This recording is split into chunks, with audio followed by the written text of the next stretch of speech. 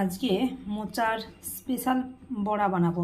তার জন্য মোচাটা সেদ্ধ করে নিয়ে মিক্সিতে পেস্ট করে নিয়েছি।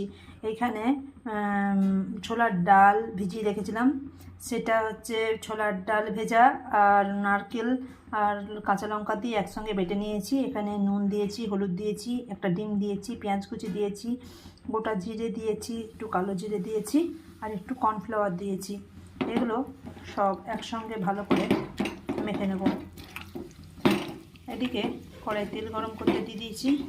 এবারে এগুলো বড়ার আকারে দিয়ে দেবো।